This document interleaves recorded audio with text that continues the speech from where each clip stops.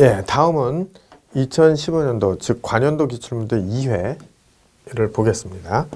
열 처리 방법이 목적으로 틀린 것은 불림, 풀림, 당금질, 띄임. 자, 여기에서는 여러분들이 좀 구분을 하실 게 있죠. 일단 요 내용으로도 설명이 되겠지만 정리도 요걸로 하셔야 돼요. 그래서 불림, 소재를 일정 온도의 가열로 공냉시킨다. 풀림, 재질을 단단하고 균일하게 한다. 그 다음 당금질, 금냉시켜서 재질을 경화시킨다. 뜨임, 당금질된 것을 인성을 부여한다. 요 내용 맞죠? 당금질, 금냉시켜서 재질을 경화시킨다. 이것도 맞아요. 그 다음에 불림, 소재를 일정 온도의 가열로 공냉시킨다. 이것도 맞거든요. 불림, 재질을 단단하고 균일하게 한다. 이거는 아니죠. 풀림은 이런 개념이 아니에요. 조직을 개선한다든가 재질을 연화시킬 때 쓰죠. 그러니까 여기서는 좀 구분을 할 필요가 있어요. 좀 그 표현을 좀 애매하게 하기도 했지만 구분을 하셔야 됩니다. 자, 요거는 설명이 된 거죠. 그리고 여기에 대한 조직 관계에 대한 부분도 같이 알고 계시면 좋겠어요. 예, 알고 계시면 좋겠습니다. 자, 특수광에 포함되는 특수원소의 주요 역할 중 틀린 것은 변태 속도의 변화, 기계적 물리적 성질의 개선, 예, 그 다음에 소성 가공성의 개량, 탈산 탈환의 방지. 이거는 사실은 애매한 부분이 요거죠. 탈산 탈환의 방지? 이것 때문에 특수광에 특수원소를 하진 않아요. 예, 바로 요 부분을 좀 여러분들 이해하실 필요가 있어요. 니켈은 강인성, 규소는 내열성 증가, 그 다음에 망간은 니켈과 비슷하지만 황해 매짐을 방지한다는 거하고, 크롬은 일반적으로 여기서는 내식성도 있고 내열성도 있어요. 내열. 그 다음에 텅스텐, 크롬과 비슷하지만 고온강도, 경도가 있다는 거하고, 물립된 텅스텐의 2배. 예, 뜨임 매짐 방지를 한다는 거. 그 다음에 바나듐은 강력하게, 그러니까 단독으로 쓰진 않고 경화가 증가될 때 아주 강력합니다. 그러니까 탈삼, 우리가 보통 그 몰리브덴과 비슷하다. 그래서 이 내용도 좀 같이 정리해서 알고 있을 필요가 있어요. 탄소광에 들어가는 것들, 특수광에 들어가는 거, 금속의 결정 구조에서 채심 밑방격자의 금속으로만 이루어진 것은, 채심 그러면 여러분들 채심 그러면 단단한 거, 경도와 강도, 강성도가 어느 정도 있는 거를 얘기를 하면 되죠. 여기 은, 납, 니켈, 땡땡, 그죠? 봐도 땡땡이죠, 다. 그리고 아는 것만 해도 돼요. 아연 아니죠. 예, 그 다음에 그 안티몬에 해당하는 부분, 그 다음에 은, 주석, 그 다음에 바륨, 바나듐, 몰리브덴. 딱 봐도 여기서는 답이 뭐예요? 예, 4번이죠, 4번.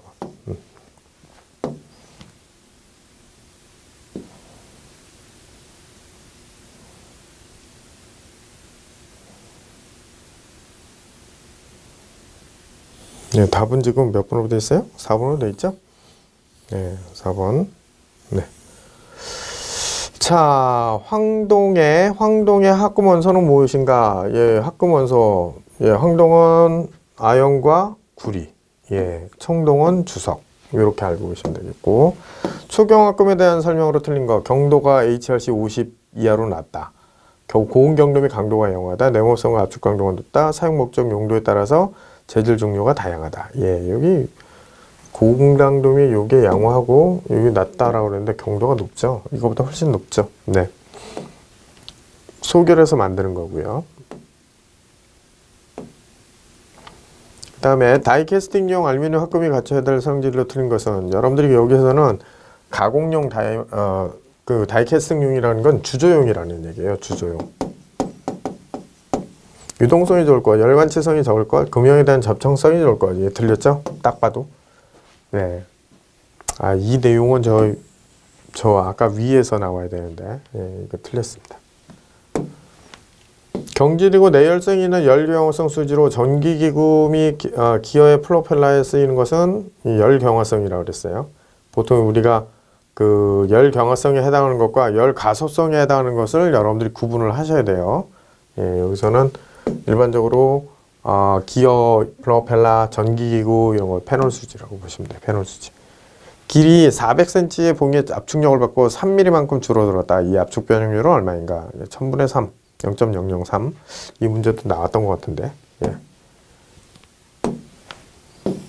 각속도를 구하는 식, 이것도 나왔었죠. 60 분의 2파이 n. 네, 2파이 n 오메가라고 그랬어요. 이 표시를 우리가 오메가라고 그랬습니다. 오메가. 부를 때 오메가라고 그런다고 그랬어요. 자, 국제 SI 단위 기본 단위에 해당하지 않은 것. 예, 이거 나왔죠 또 칸델라 몰. 이게 몰 농도죠. 몰 농도. 몰 농도는 이제 물질량이라고 보면 돼요. 물체의 일정 부분에 걸쳐서 균일하게 분포하여 작용하는 하중, 예, 물질 일정하게 분포하중이라고 볼 수 있죠. 균일하게 분포한다. 볼라사의 단점이 아닌 것은 볼라사의 단점. 자, 11번. 예. 볼라사의 단점이 아닌 것은 자동 체결이 곤란하다. 피치는 작게 하는데 한계가 있다. 너트 크기는 크다. 나사의 효율이 떨어진다.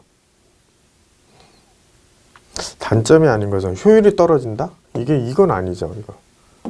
효율이 떨어진다는 거죠. 단점이 아닌 거라고 했으니까 효율은 아니에요. 효율은.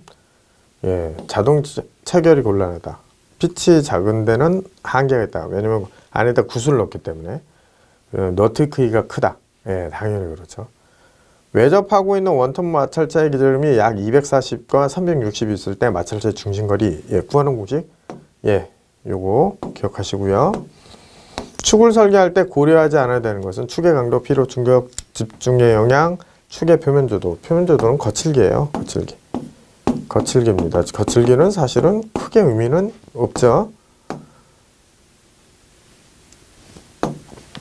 가장 널리 쓰이는 키로 축과 보스의 양쪽에 키홈을 파서하는 것은 썬크키. 절삭공 구재로 해서 가장 강도가 높은 재질은 여기서는 우리가 보통 그 입방정 질화붕소라고 얘기를 해요. 이것도 뭐 안 나왔던 문제 중에 하나인데, 그래서 강도가 가장 높은 것은 16번의 4번입니다. 예, 4번.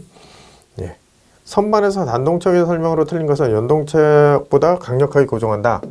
예, 단동척이라는 건 따로따로 움직인다는 거죠. 무거운 공작물이나 중절삭으로 할 수 있다. 불규칙한 공작물의 고정이 가능하다. 3개의 조가 있으므로 원통용 공작물의 고정이 쉽다.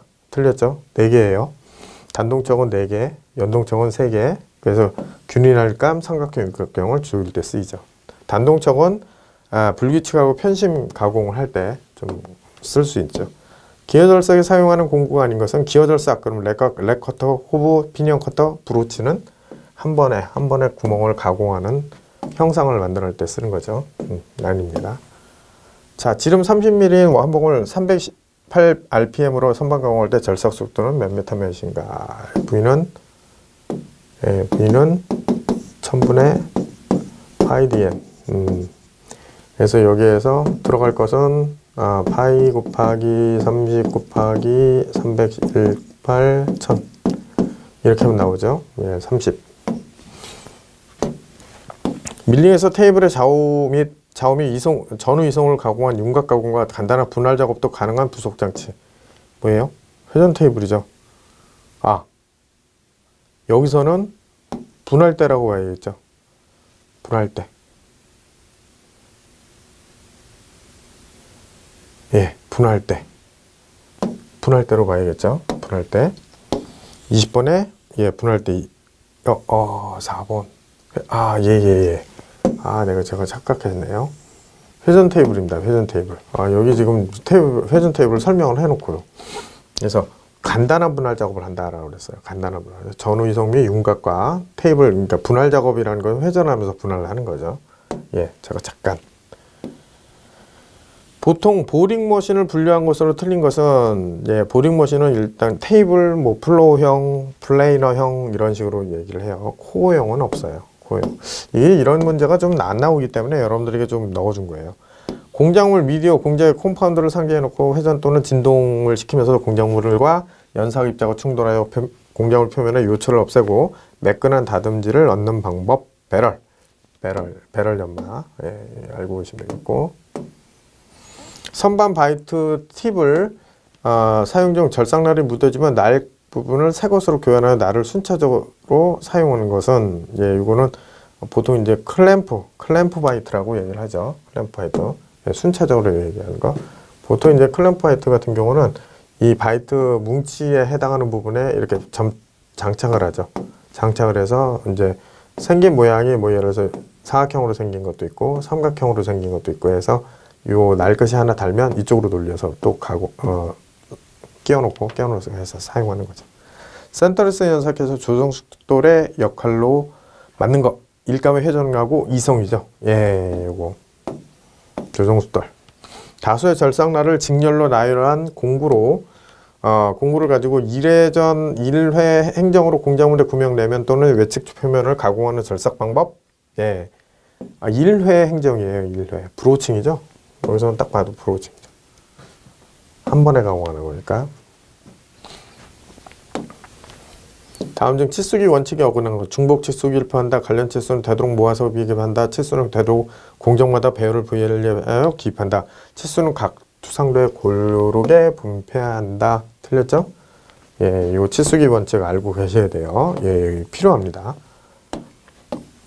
자, 투상도 표시 방법에 대한 설명으로 잘못된 것은 부분 투상도, 대상물의 구멍, 홈 같은 충혈의 부분만을 도시한다. 예, 부분만을. 구멍, 홈과 같은 거라고 했어요. 충분한 경우에 그 부분만을 표시한다. 보조 투상도 경사면에 있는 경사면.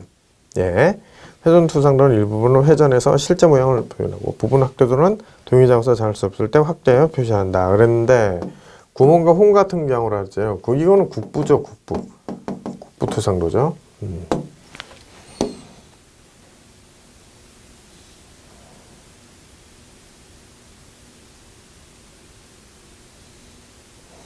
27번에 예, 답은 1번 맞죠? 자, 다음 중 도면 제작에서 원의 지식을 긋는 방법으로 맞는 거라고 그랬어요. 4번이 맞죠? 예, 이거 참 이거 애매할 수도 있어요.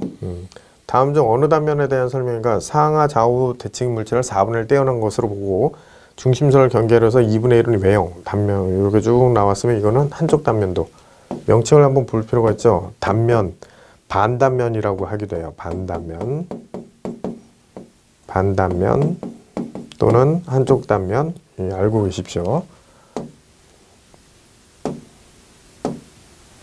다음 중 억지 끼워 맞춤인 것은 딱 봐도 억지 끼워 맞춤 아시죠? 이제 P6. 네. 요거죠. 요거죠. 여기 G6, F6, E6 전부 다 뭐예요? 헐곰이죠. 헐곰. 요거는 다음 중 두 종류 이상의 선이 같은 장소에 중복될 경우에 우선순위. 예. 요거 기억하세요. 기호 문자 숫자가 먼저고 외숨 절중 무치. 자, 외숨 절중 무치. 예, 치수 선이에요. 치수 보조선. 치수 선은 안 돼요. 치수 보조선. 그래서 여기서 가장 우선순위 뭐예요? 절단선인가요? 예, 절단선. 치수 보조선. 예, 예, 그렇죠. 예, 절단선이죠. 절단선. 2번. 다음과 같이 지시된 공차의 해석으로 맞는 거. 자, 이거 또 나온 것 같은데 얘는 원통도에 대해서 지금 전체에 대해서 원통도죠. 얘는 평행도로 갔는데 지정 길이 150에 대해서만 바로 0.02의 기준을 잡는 거죠. 직각이 아니라 평행이죠. 예, A의 평행. 3번이 맞는 거죠. 지금 보면은 진원도 공차가 0.05에 축선은 데이텀 축직선 A에 평행하고 맞아요. 지정 길이 150mm에 대해서 평행도 공차법칙 0.06mm다. 여기 맞는 거죠. 정확하게 좀 알고 있어야 돼요. 다음 중 줄무늬 방향교에 대한 설명으로 잘못된 거. X는 교차죠. 그 다음에 M은 예, 투상면의 평행. 예, 이거는 교차 또는 무방향이죠. 무방향. 사실은 교차 또는 무방향 이렇게 가공하는 거예요. 이렇게.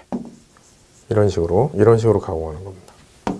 동심원은 이런 식으로 가공하는 형태고 R은 레이디얼은 이런 식으로 가공하는 거죠. 예. 교차 때는 무방향은 이렇게 가공하는 거고. 자, 알고 계십시오.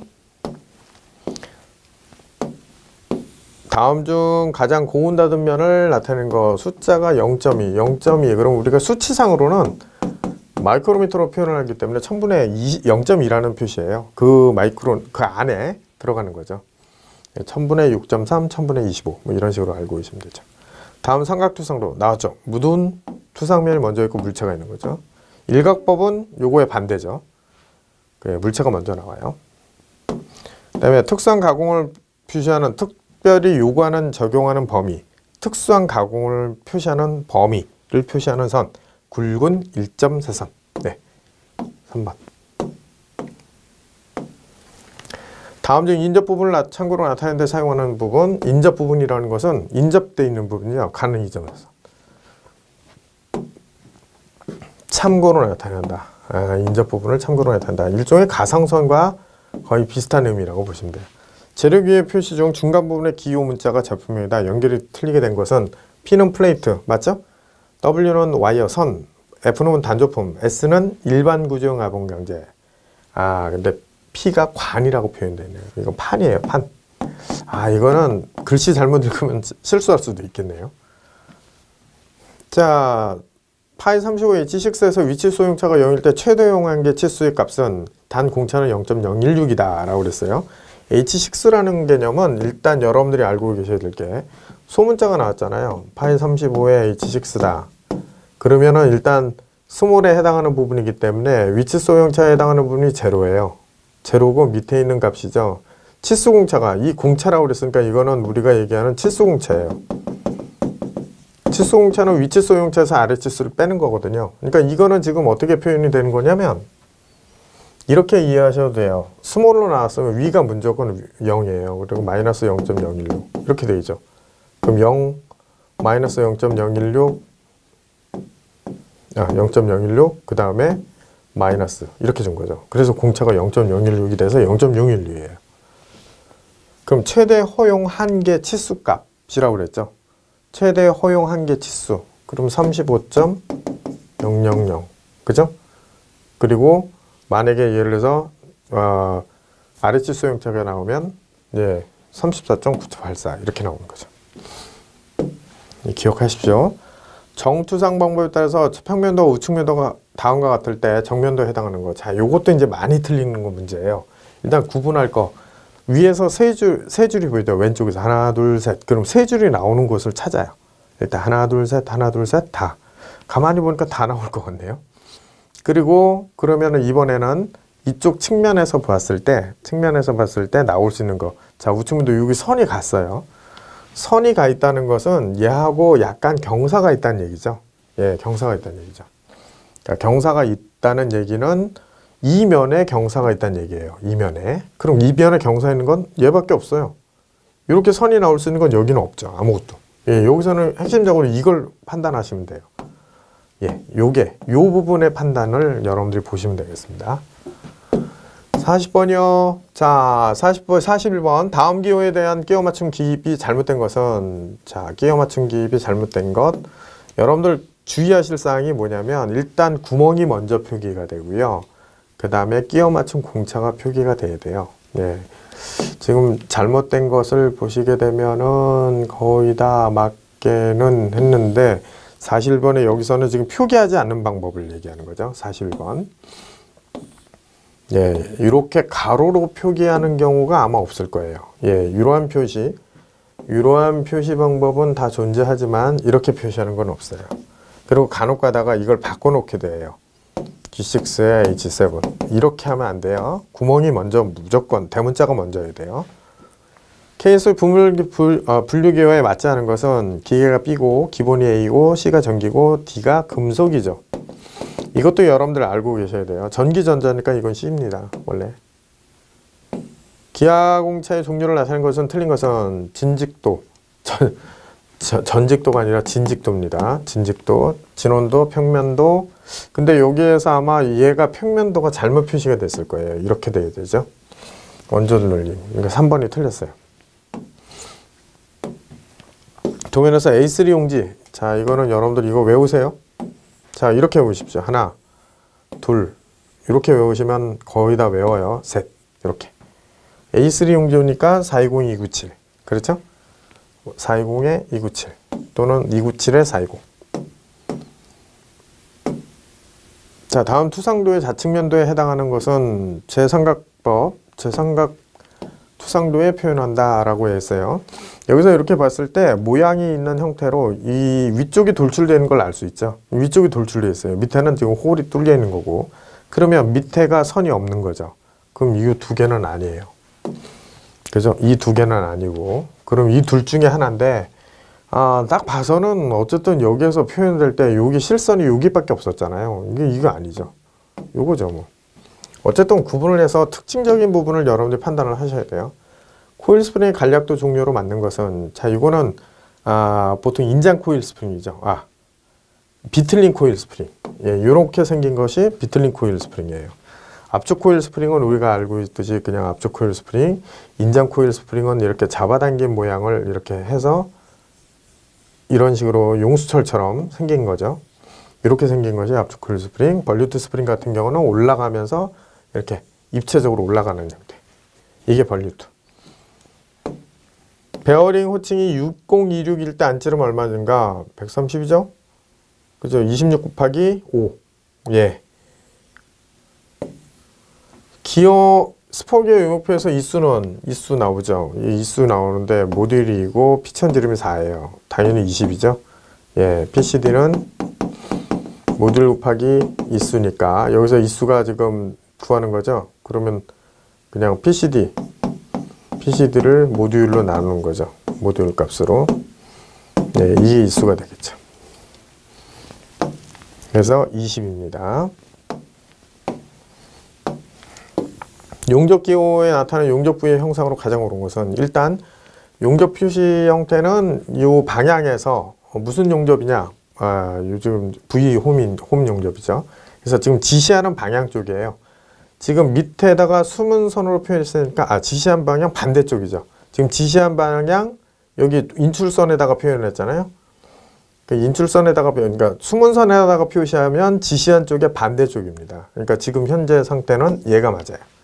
2번 기억하세요. 요즘 이렇게 바뀌었죠. 그래서 실선에다가 표기하면 실선에다 모양을 표기하게 되면 죄송합니다. 지금 제가 이제 반대로 얘기했네. 요 V자 홈에 해당하는 형상이죠. 요거는 이제 용접을 하고 난 뒤에 모양인 거고, 그럼 이 실선에 표현했으니까 지시한 곳이죠. 1번이죠. 그러니까 이거를 만약에 이 인출선에다 V자 홈을 표시했으면 지금 이게 맞죠. 2번이. 예, 그렇게 이해를 하시면 되겠습니다. 기억하세요. 평행키 호칭 방법으로 맞는 것은 자, 평행키 1번입니다. 예, 1번 평행키. 요거는 뭐 간단하게 표현을 한 거니까 여러분들이 기억을 하고 계시면 되고.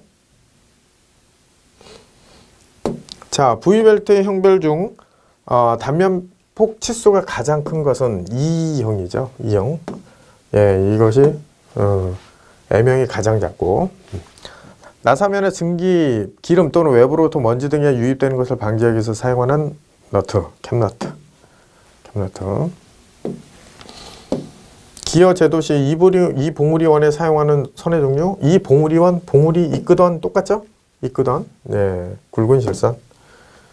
운전 중 또는 정지 중에 운동을 전달하거나 차단하기 위한 적절한 축이음은, 예, 전달하거나 차단하기 위한 거죠. 보통 차단하기 위한 적절한 축이음은 클러치죠, 클러치.